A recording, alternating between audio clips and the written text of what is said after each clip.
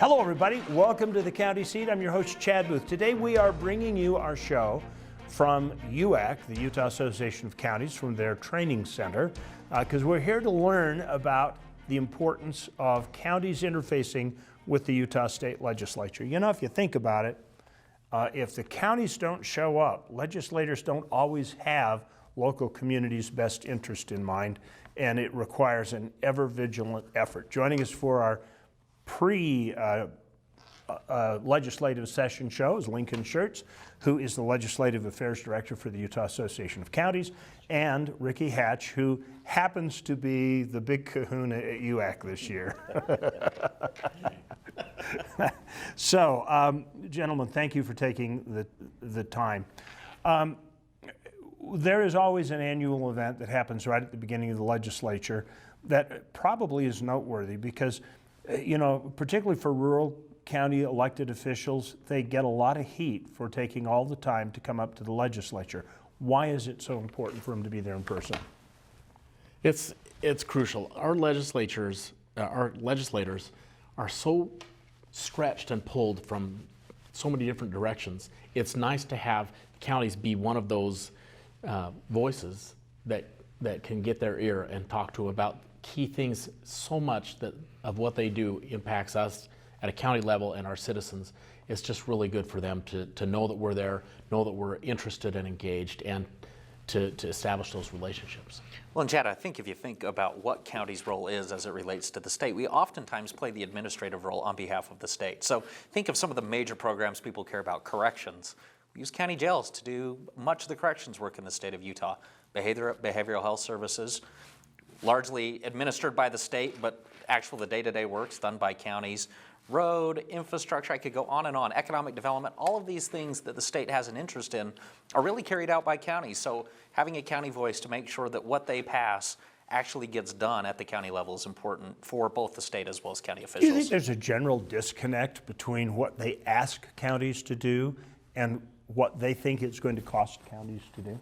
Well, at times I think there is definitely the sentiment that it's us and them instead of us as a partnership. And I think our job as county officials, and obviously UAC, who represents the counties, is to describe to the state how we are truly in a partnership on so many of the programs that they care about and make sure that they understand what that partnership means and what a true partnership actually looks like. How important is that legislative day? I mean, what does it accomplish other than you have lunch in the rotunda? I know when I first, that was one of the first times that I met the governor, and so it's a great way to introduce yourself to the individuals and to the process, and to really see them as people. So often when someone gets elected, my joke is as soon as you're elected, you become, now everyone views you as greedy and climbing the ladder, and you don't care about others, and all you care about is money and fame. And it's nice to meet the elected officials, the legislators, and see them as people. And that you're going to work as partners, like Lincoln said. You're just there, and you might disagree on some things, but you're just working together, and you want to make things better and do it the right way. So this is a great way to get together and make those connections and get started. So are there other people that would pull legislators in ways that wouldn't be helpful to counties that are doing the same thing? Certainly, there are a host of groups, just like any lobby organization. There's a group that's organizing and lobbying on the other side of these issues. And counties touch so much of state government, like I was saying, from economic development to education to elections. And there are always groups that are trying to pull the state in different directions on those issues. And oftentimes our role is just to educate legislators on what the impacts of certain policies would be if they were to change those policies. As Ricky was mentioning, in addition to just familiarizing yourself with the process, making those introductions, making sure that they understand that there are people on the other side of this that are going to have to implement the laws that they pass, and then just creating that camaraderie among county officials and state officials. So do you find that when you go through a day like this and you sit at the table and you kind of mingle with these guys and you meet some new legislators that it, I don't want to say greases the skid, but I think that's kind of what I'm talking about. It makes the interaction easier that goes forward. Yeah, it does. It really helps with the relationships. And sometimes you're talking about hard things, and sometimes you hit an impasse, and that's when the relationship is crucial. That's when you say, look, we don't agree. There's got to be something that we can do. And if you trust the other person, then you're much more likely to come up with some kind of good, effective solution that helps out both sides. Well, and it honestly allows us to kind of set forward our policies and agenda for the session as well, and make sure that they understand what our key priorities are proactively as well as reactively, what we're anticipating that may be causing us some concern. You have to appreciate Utah is one of the few legislatures that's still left that is truly a citizen legislature. These folks come up for 7 weeks and do this job, but then after that they go home and do their other job. And so most of it is truly education. It's making sure they understand some complex issues that they're not dealing with on a day-to-day basis. Do you think we're better off having a citizen legislature? Absolutely. Going home and having to live with the laws you passed, I think truly reflects in the policies that we pass in the state of Utah. Considered one of the best managed states, one of the fastest growing states, one of the best economies, one of the best places to move. That's not by happenstance. That's based on what we're doing as a legislature and local government. Well, you alluded to the fact that, Ricky, a minute ago, that there were things that were going to be disagreed upon, and it seems like there are a lot of them. There are more pre-filed bills this year than there have ever been before. So when we come back, we're going to take a look at some of the issues that might truly affect counties here on the county seat. We'll be right back after this quick commercial break to pay the bills.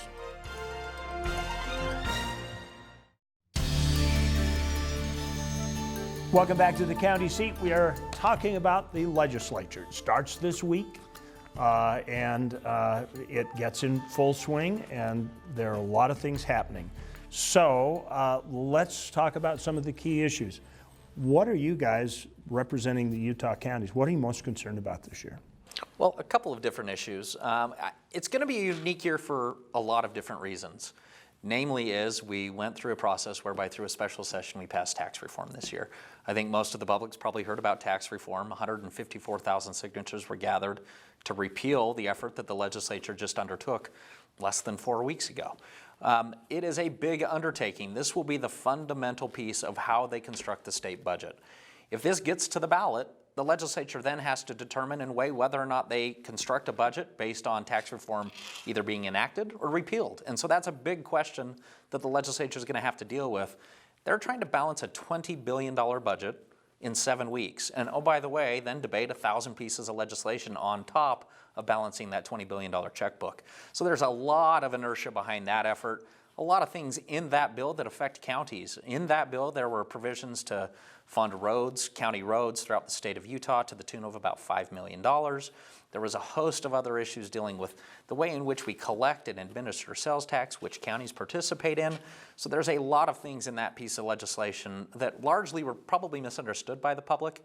I don't think the public understood that there were provisions to put a child tax credit out there for everyone who has kids. They would have a $2,500 child tax credit. I don't think they realized that it also took taxes off of Social Security earnings, so those who are on Social Security wouldn't have been taxed on their Social Security. On their state portion. On their state portion. Still get hit with the federal. With the federal, of course, yeah. This is just dealing with the state.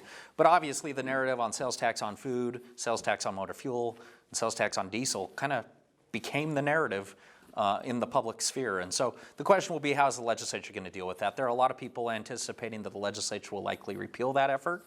Well, what does that mean to the state budget? It's going to have a pretty dramatic impact. When referendums, are you concerned that referendums could take the form of like the medical marijuana thing, and the citizens are actually creating the legislation and then the state has to live within those parameters? Are you concerned about that? So the initiative process and the referendum process are a little bit different. The marijuana was an initiative, which means it was citizen initiated. The referenda is a response to legislation passed by the legislature. Both in Utah we have a very high hurdle on, which county clerks are looking at whether or not they actually are going to pass that hurdle that's established by the state. It's two different hurdles based on whether it's an initiative or a referenda. I don't think we're going to become California just because our process is a little bit more cumbersome than it is in California. But yeah. Certainly, Ricky, if you have some insights as an elections official. I agree, and it's part of fundamental good governance that the citizens can bring petitions to the government, and this is the way that Utah's done it. And I think for the most part, it strikes a pretty good balance.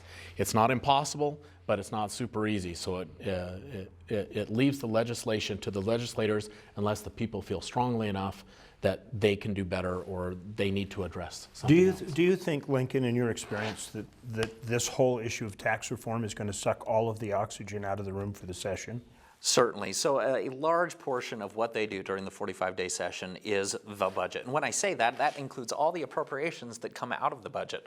And so obviously, until they get their arms around which direction they want to go, everything related to the appropriations process is going to be stagnant. That is a lot of county issues. All of our programs that get funded through the state are funded through appropriations. None of that's going to get decided until they get to the fundamental question of how they're going to construct their budget. Based on estimates right now, if they do not pass tax reform, they're $45 million underwater in the general fund, which is where we fund all county services. So if you start with a $45 million deficit and you're asking for money, not going to be a great year to be up there asking for dollars. I think it's important, though, for us to try and clear this up with people, because they go, wait, how can there be a $45 million deficit when we have a surplus in the coffers because of our income tax? How do you reconcile that for the guy sitting at home? We are booming in terms of our economy when it comes to income tax collection. On the sales tax side, numbers are coming in below estimates. So what's important for the public to understand is the government doesn't budget to actual dollars, they budget to estimates. And if they miss those estimates, you're underwater. Well, the estimates came in much higher than what actually collections were on the sales tax side. We thought internet sales tax collections would be higher than they were. They weren't as high as expected, so we're $45 million underwater from the estimate that we were budgeting against.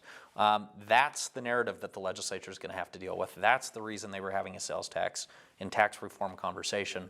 Again, it sounds like the public doesn't necessarily like the way in which they approach the issue. So we've got to start over, in essence, come January 27th, and that's going to drive much of the session. The other issues for counties largely kind of hinge off of this, right? How do we have a corrections conversation unless you start talking about money? How do we have a behavioral health or Medicaid conversation without a money being a part of that conversation? Well, let's take a break here. When we come back, we'll pick up some of those other things that sit on the other side of the tax reform and what concerns counties have about them. We'll be right back on the County Seat.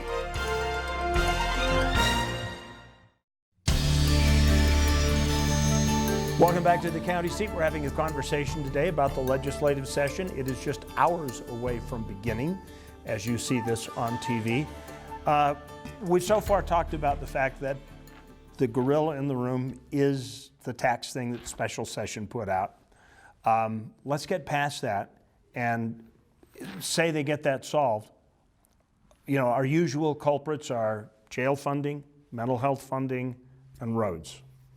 Are we going to see those, or is there something new that we need to worry about? Well, one thing I'll punt to Ricky here. You have a unique experience where we have an open governorship for the first time since, 2004?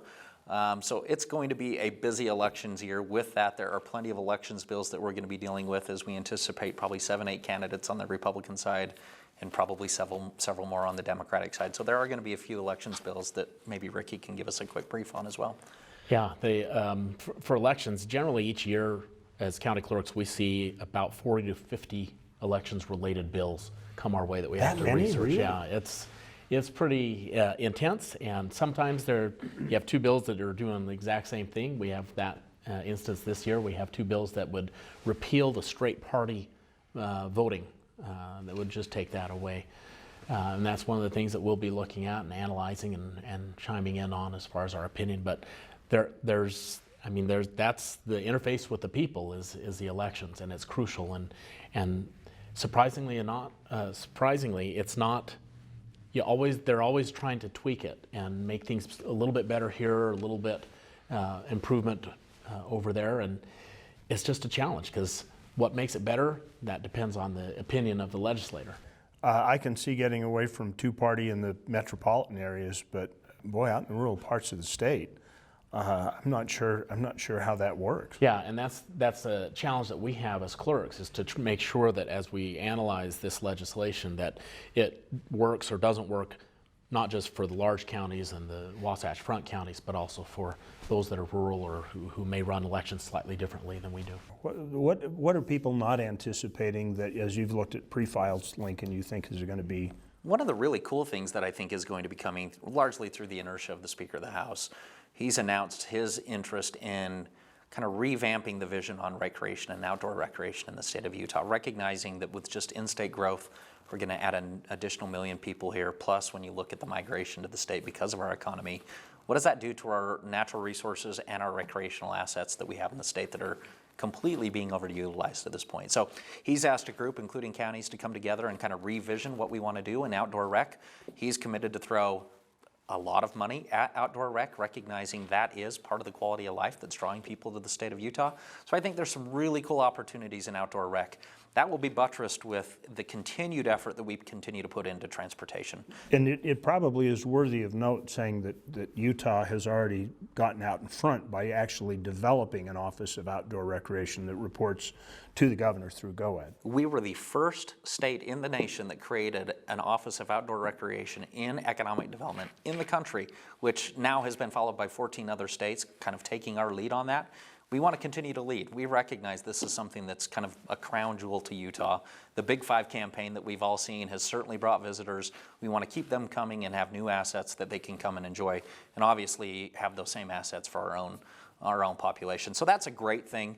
I think we're going to continue to see investment in infrastructure, recognizing with growth, we've got to figure out how we're going to move people. A lot of inertia behind transit in the Wasatch Front, and then obviously operation and maintenance in the rural areas. I'm not thinking that whole section in northern Utah County has been without construction since the Olympics. I have a feeling you're going to see quite a bit of effort in Davis and Weber County this year. Based on leadership, I think there's going to be a ton of effort there. And then I think people are starting to truly realize that we've got to take care of the infrastructure we already own, which means rural Utah.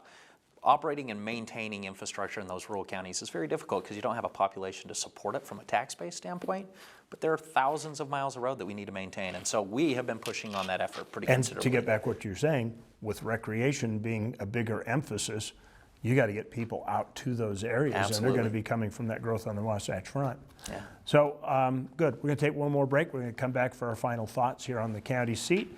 We'll be back right after this obscene profit break here.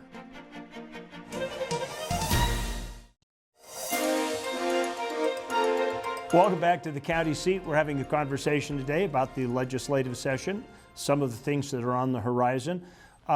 For the clerks and auditors who have quite a bit of legislation to cover, this is going to be kind of a nasty year, isn't it, Ricky? It's a super tough legislative session.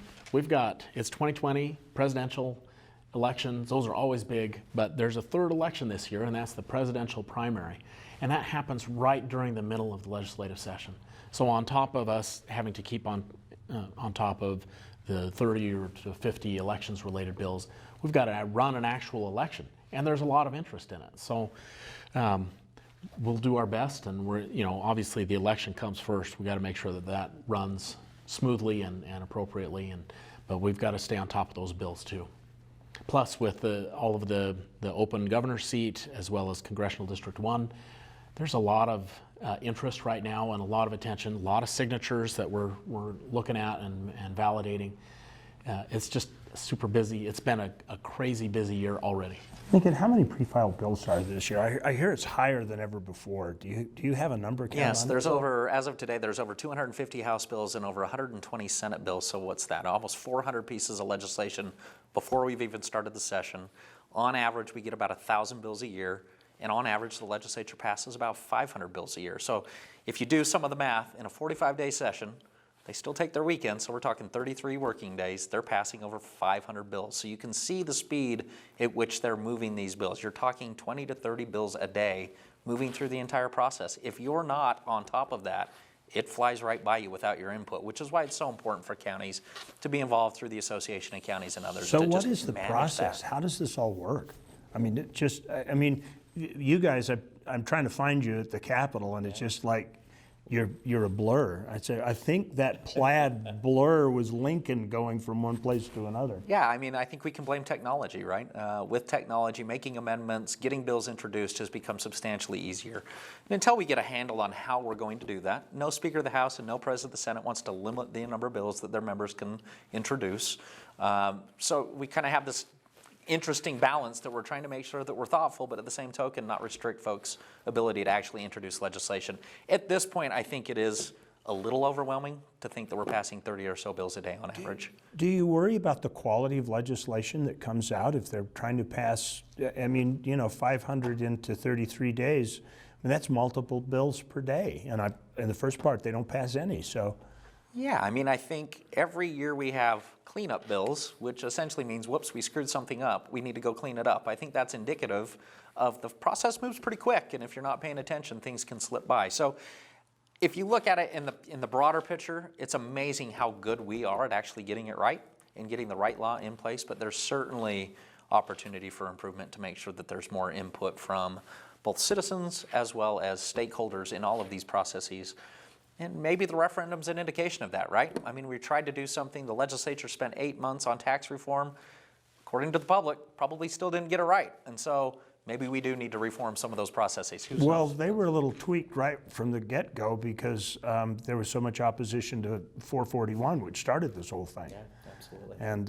And so, yeah, they said, we're going to take our time and do it right, and then they hurried through that. I don't know. Yeah, I don't know what the right answer is. I think the process, if you look at Utah compared to any of our neighboring states or really anyone in the country, we do a pretty dang good job, and I think our economy and the way that we're proceeding forward is indicative of that. So kudos to our legislature. Look forward to working with them come Monday. Good. What is your biggest fear for the session? Biggest fear, to me, it's always bills that they think they understand the process of what they're trying to fix or improve, and they don't have a full understanding of that. So my goal is, as clerks and as county officials, help educate them and say, here's how the process works, here are the issues to deal with, now let's help you get what you're looking for. What's your biggest fear? My biggest fear is my family's not going to recognize me after 45 days of not being home. Just But don't outside grow of a that, beard this year. You'll be okay, Lincoln. I think we'll have a great session. Look forward to the partnership with the state. Excellent. Well, we look forward to, I should point out, we're planning to do a weekly roundup of county. This won't be seen on the show, but will be online. So this is a great time for you to subscribe to our social media and to our YouTube channel on the county seat so that you can find out what's going on a weekly basis, because we're going to be getting an update from Lincoln every Thursday. And remember, local government is where your life happens. You really need to be involved, and the best way to do that is to follow these conversations we have on the county seat. We'll see you next week.